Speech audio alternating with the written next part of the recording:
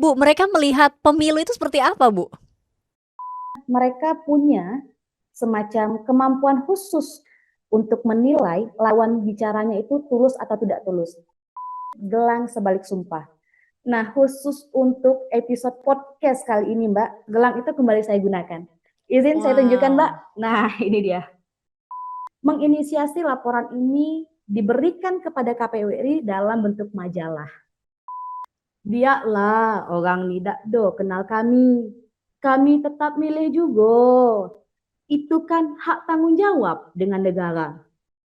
Saya pikir itu dapat menjadi motivasi sekaligus tamparan bagi warga negara yang apatis terhadap hak gunanya sebagai pemilih.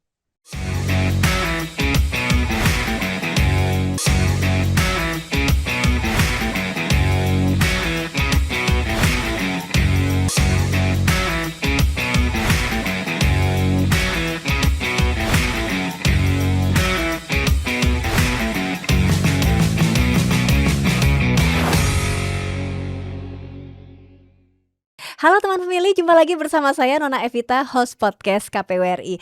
Teman pemilih, jangan lupa untuk like, subscribe, komen, dan share YouTube Komisi Pemilihan Umum Republik Indonesia karena banyak cerita-cerita seru seputar sosialisasi masyarakat adat. Nah, teman pemilih, di episode kali ini saya mau membuka episode kali ini dengan suatu suatu kalimat begitu ya.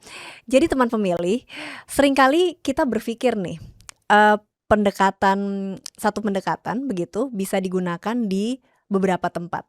Padahal kenyataannya, bahkan di satu komunitas yang beda wilayah saja pendekatannya udah beda. Nah, di episode kali ini teman pemilih, kita akan membahas salah satu suku begitu yang ada di Kabupaten Merangin. Sudah hadir bersama saya secara daring Kadif Sosdikli Parmas dan SDM KPU Kabupaten Merangin, Ibu Nurfatu Korida. Ini biasanya, Ibu Kadif dipanggilnya Bu Gadis ini. Apa kabar Bu Gadis? Hai Mbak Nona, Alhamdulillah kabar baik. Demikian pula hendaknya untuk Mbak Dona dan tim di sana ya. Alhamdulillah Ibu, kami semua di sini kabar baik dan tetap semangat, begitu. Ya Ibu, sebelum kita berbincang atau, Ibu bercerita ini tentang suku yang akan kita bahas, kita simak dulu tayangan berikut ini.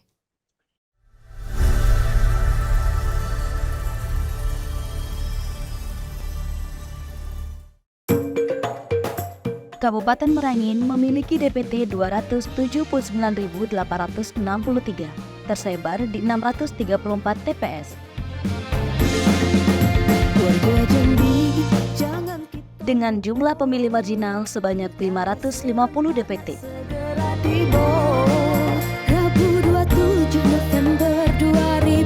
Pastikan kamu sudah terdaftar di DPT. Bersama-sama marilah kita memilih gubernur, bupati, juga wali kota. Ketahui visi misi dan program kerja pasangan calon. Jadilah pemilih cerdas. Pahami cara mencoblos yang benar.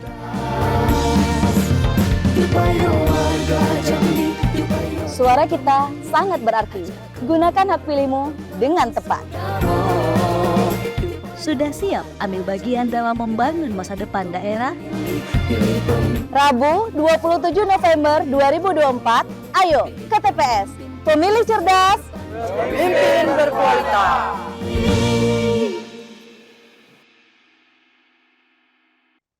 Nah, baik teman pemilih, kita akan membahas hari ini tentang suku anak dalam ini. Nah, Bu, banyak orang mengenal suku anak dalam ini sebagai komunitas, yang punya cara hidup berbeda dari kebanyakan orang, Bu. Kalau dari pengalaman langsung Ibu, apa sih Bu hal pertama yang paling terasa beda saat berinteraksi dengan mereka, Bu? Baik Mbak Nona. Sebelum saya menjawab rasa penasaran itu Mbak, perkenankan saya mengucapkan terima kasih atas undangan KPU RI, sehingga senang sekali pada kesempatan ini saya selaku Kadif Sosdikli, Parmas, dan SDM KPU Kabupaten Merangin, Provinsi Jambi dapat menjadi narasumber dalam podcast KPU RI. Terlebih lagi, apresiasi tertinggi dari kami kepada KPU RI yang telah mengangkat tema keunikan sosialisasi terhadap masyarakat hukum adat ini. Tentunya ini dapat menjadi salah satu langkah bersama bagi kita untuk menunjukkan kepada teman pemilih, bahkan dunia, bahwasanya demokrasi di NKRI adalah demokrasi yang inklusif. Oleh karena itu, dengan senang hati kami siap berbagi mengenai sosialisasi terhadap suku anak dalam di Kabupaten Merangin, dimulai dengan menjawab rasa penasaran Mbak Nona dan barangkali teman pemilih lainnya juga begitu ya Mbak ya. Siap, Ibu. Nah, jadi Mbak, terkait dengan suku anak dalam di wilayah Jambi ini, yang membuat berbeda pola interaksinya dengan teman pemilih pada umumnya adalah mengingat asal-usul mereka ya Mbak. Jadi dalam beberapa literatur, seperti catatan sejarah migrasi, antropologi, kemudian tradisi lisan, termasuk hasil review kami di lapangan, asal-usul suku anak dalam ini cukup beragam. Seperti ada yang menyebutkan mereka ini adalah keturunan pasukan kerajaan Jambi yang pasca kalah melawan kolonial Belanda menolak dijajah sehingga melarikan diri ke hutan demi menjaga kedaulatan. Kemudian ada juga nih Mbak dalam versi antropologis justru mengatakan suku anak dalam ternyata adalah bagian dari ras Melayu tua, begitu, yang migrasi ke Sumatera ribuan tahun lalu.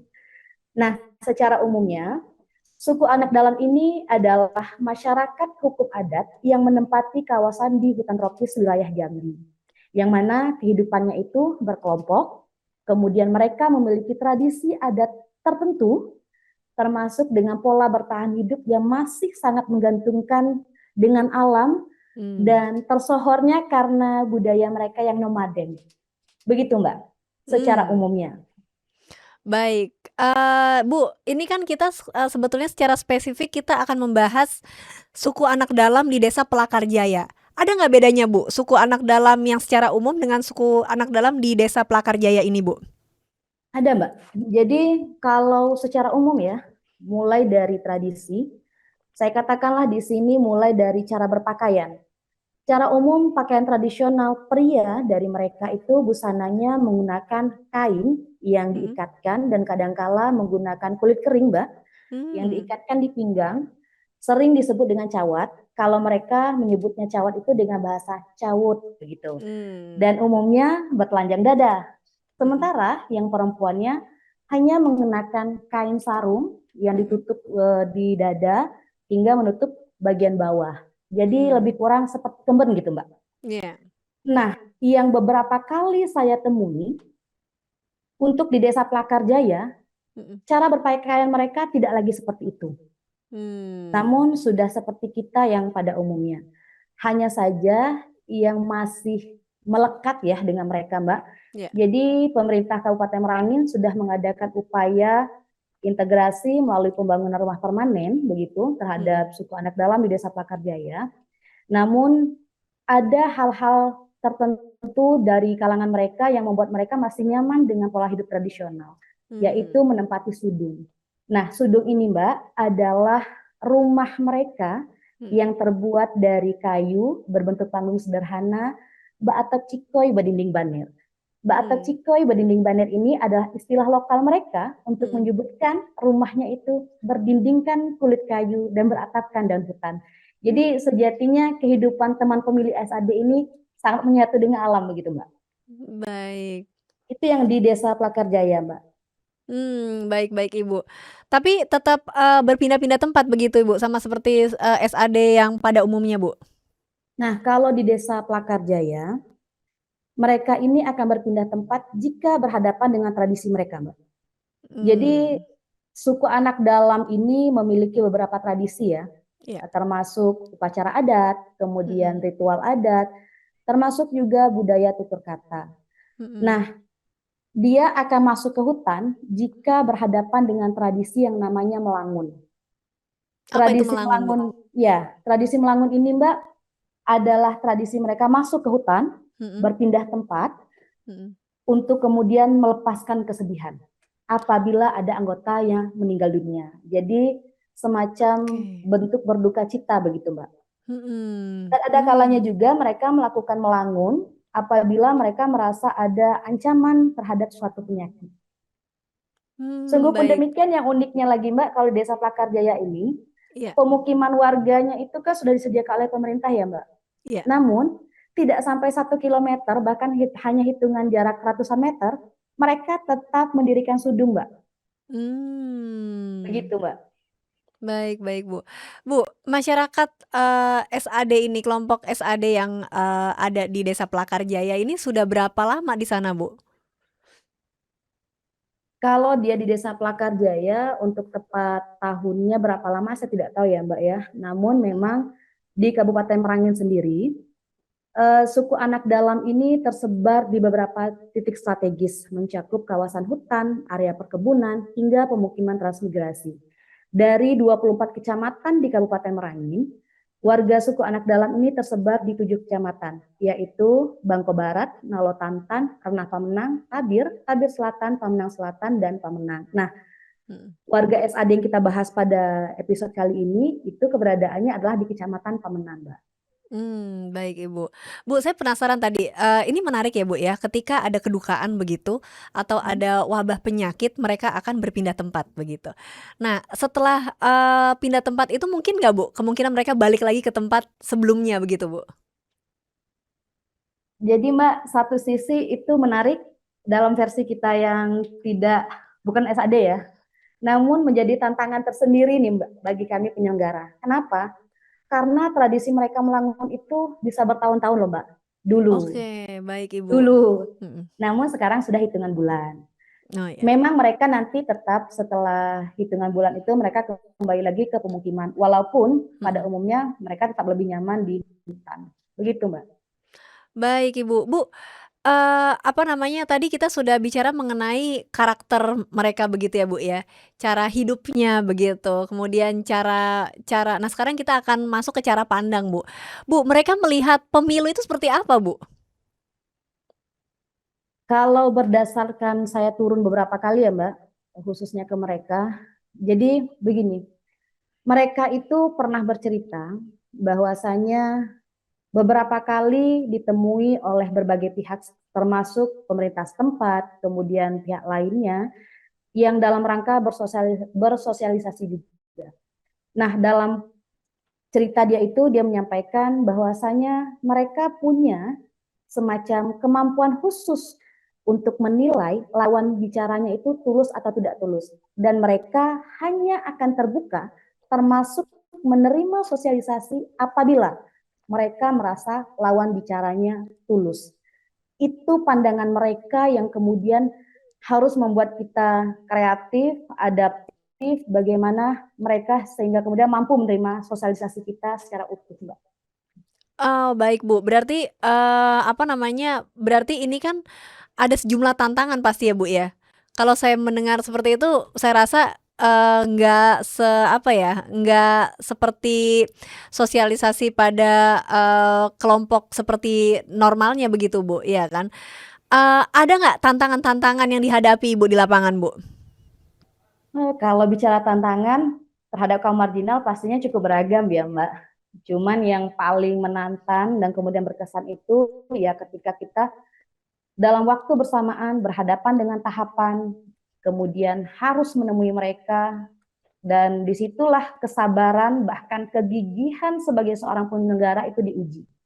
Mmm. Dan saya pikir di situ adalah pembelajaran juga bagaimana negara terkadang tidak bisa memaksa mereka untuk menjadi masyarakat kota begitu untuk bisa memilih. Ada kalanya negaralah yang harus mampu beradaptasi dengan kehidupan mereka apabila Mmm. berhadapan dengan tahapan dan tradisi mereka. Dalam artian begini Mbak, Mhm. jika dalam waktu yang bersamaan mereka sedang melakukan tradisi melangun, dan itu pernah terjadi ya Mbak, baik dalam tahapan pemutahiran data pemilih maupun Mmm. dalam tahapan sosialisasi. Ketika itu terjadi, kebayang dong Mbak Iya. gimana penyelenggara dan kemudian ad hoc di bawah Mhm. harus satu sisi berpacu dengan waktu, satu Iya. sisi harus menghargai kedaulatan mereka begitu. Iya. Dah disinilah kemudian peran KPU, khususnya KPU Kabupaten Merangin meyakinkan kawan-kawan ad hoc bahwasanya tetap harus menjaga kedaulatan mereka dengan cara menyusul mereka ke hutan untuk melaksanakan tahapan agar tetap sesuai dengan prosedur dan sesuai tenggat waktu, Mbak. Luar biasa. Saat, proses sosialisasi begitu ya, Bu, ya? Itu sosialisasi di pemilu atau di pilkada, Bu, kalau boleh tahu? Kalau yang sosialisasi itu terjadi di pemilu, Mbak. Yang saat Melangun itu Namun ya, Bu, ya? ya, kalau yang di pemilihan terjadinya ketika ketika pemutahiran data pemilih. Karena ada anggota keluarganya yang meninggal begitu. Baik baik, luar biasa. Itu tantangan banget ya itu, Ibu. Luar biasa, Baik. Mbak. Bu, kalau boleh jujur, Bu, lebih sulit mana sih, Bu, sebetulnya, eee, menemukan mereka atau membuat mereka, benar-benar mau mendengarkan KPU, Bu? Saya pikir sama sulitnya ya, Mbak. Namun ya kita ini kan di penyelenggara tidak ada tantangan yang tidak terselesaikan ya, Mbak. Kedua hal itu menjadi tantangan, sulit untuk bertemu dan kemudian perlu dinamika dan pendekatan tertentu juga agar kemudian sosialisasi kita diterima. Nah, disitulah peran komunikasi perlu dijaga terhadap temenggungnya. Karena sungguh pun masyarakat suku anak dalam ini keluar masuk hutan begitu, Mbak. Namun mereka memiliki birokrasi sistem adat yang kuat. Melalui jangkar komunitas lewat hierarki adat. Jadi ada pemimpin kelompok namanya temenggung. Nah, temenggung ini selain menjadi pemimpin kelompok, beliaulah yang kemudian menjadi pintu awal bagi kita untuk masuk sebagai perwakilan resmi agar dapat berinteraksi dengan pihak luar. Menarik ya, Gitu, Bu, ya. Mbak. Berarti memang, peran dari, ketua adat ini ya, Bu, ya, yang, signifikan begitu dalam sosialisasi. Bu, Iya. gimana cara approach-nya ketua adat ini, Bu, sampai bisa diterima begitu KPU di sana? Kalau berdasarkan pengalaman ya, Mbak, Ya. yang pernah saya alami adalah pertama tentu kita harus memberi keyakinan kepada rekan PPK, PPS, karena mereka nih yang berkomunikasi awal terhadap temenggung.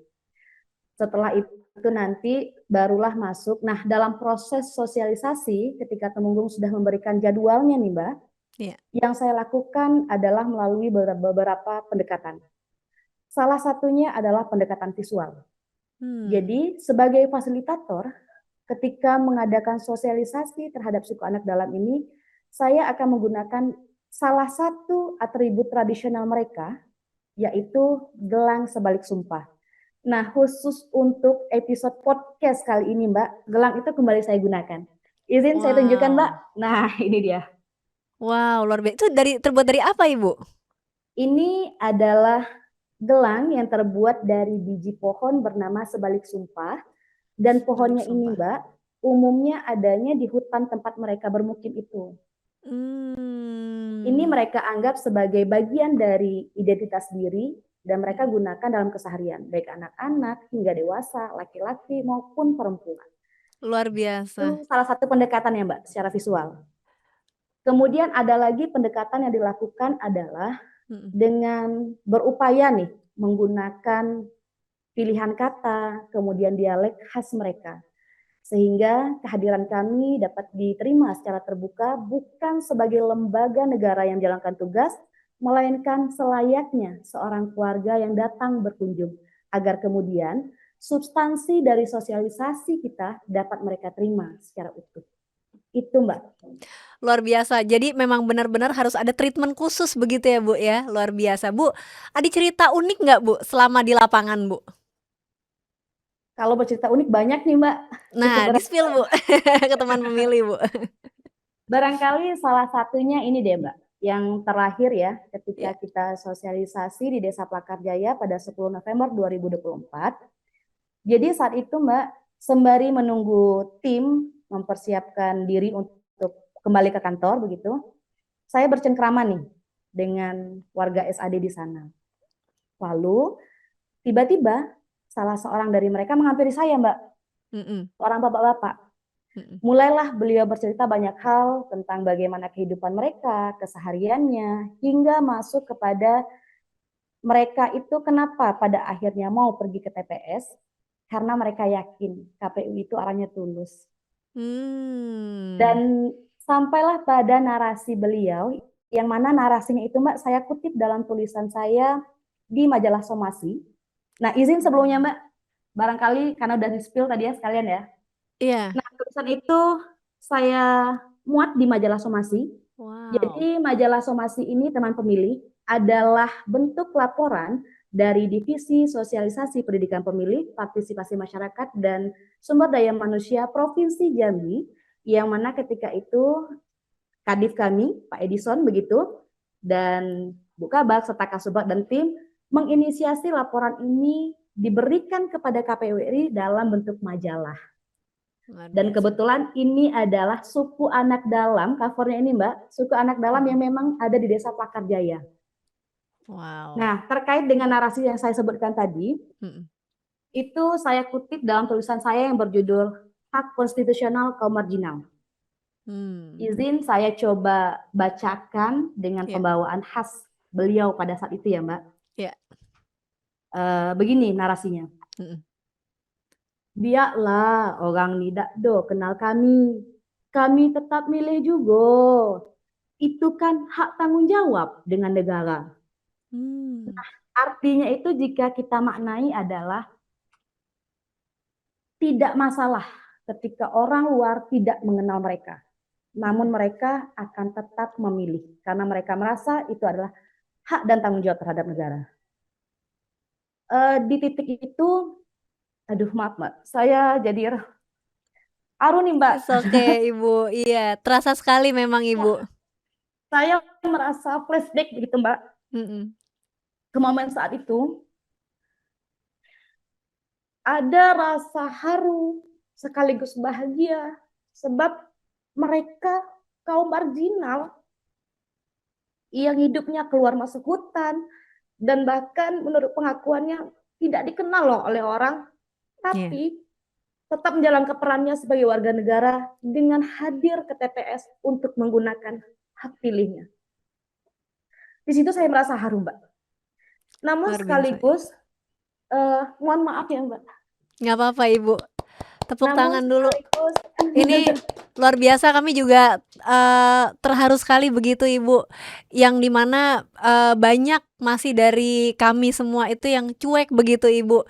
Tapi ini suku anak dalam benar-benar hasil sosialisasi teman-teman KPU Kabupaten Merangin, benar-benar bisa memaknai begitu Ibu arti partisipasi sesungguhnya begitu. Jadi bukan hanya kehadiran di TPS, tapi mereka memahami betul betapa pentingnya begitu Ibu dalam menggunakan hak suara. Luar biasa Ibu.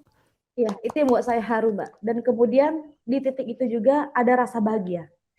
Kenapa? Saya seakan melihat, wah ini nih bakal hasil nyata kerja KPU Kabupaten Merangin dan jajaran yang berhasil mensosialisasikan pendidikan pemilih terhadap SAD. Meskipun di tengah gempuran yang ada sering menguji kesabaran, bahkan kegigihan sebagai seorang penyelenggara. Kenapa saya pikir ini menarik dan unik? Selain karena hal-hal yang menguras emosi ya Mbak, sampai hari ini saya pikir itu dapat menjadi motivasi sekaligus tamparan bagi warga negara yang apatis terhadap hak gunanya sebagai pemilih. Betul, betul sekali Ibu. Semoga juga teman pemilih yang sedang menonton tergugah begitu dalam memaknai pemilu dan demokrasi begitu ya Bu ya, dan lebih memaknai arti pentingnya hak suara mereka begitu di pemilihan maupun pemilu. Baik Bu, luar biasa Ibu. Saya penasaran Bu, majalah Somasi ini ada versi online-nya nggak Bu yang bisa diakses teman pemilih? Ada Mbak. Jadi untuk teman pemilih silahkan lihat laporan KPU Kabupaten Merangin dan KPU Kabupaten Kota seprovinsi Jambi melalui website KPU Kabupaten Kota masing-masing.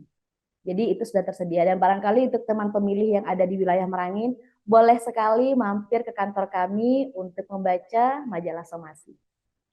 Luar biasa, terima kasih Ibu Gadis atas sharing dan ceritanya tentang sosialisasi ke suku anak dalam yang luar biasa, benar-benar haru. Saya juga ikut haru Ibu di sini semua dan ikut bangga begitu Ibu dengan kerja teman-teman KPU Kabupaten Merangin Bu. Suatu legacy yang luar biasa yang patut diacungkan jempol begitu Ibu. Baik Bu, dari cerita ini mungkin teman pemilih kita juga jadi bisa melihat bahwa sosialisasi bukan hanya soal menyampaikan informasi semata, tapi juga soal memahami cara hidup orang lain begitu. Dan tentunya agar teman-teman pemilih yang melihat dan khususnya juga teman-teman penyelenggara bisa melakukan sosialisasi secara lebih inklusif dan lebih bermakna. Terima kasih Ibu Gadis untuk waktunya pada episode kali ini Ibu. Semoga di suatu kesempatan nanti kita bisa bertemu secara luring ya Ibu ya. Ibu datang ke studio podcast kami. Dan terima kasih juga teman pemilih yang sudah setia bergabung. Saya Nona Evita, host podcast KPRI undur diri. Sampai jumpa di episode berikutnya. Podcast KPRI terdepan bicara kepemiluan. Sampai jumpa. Sampai jumpa.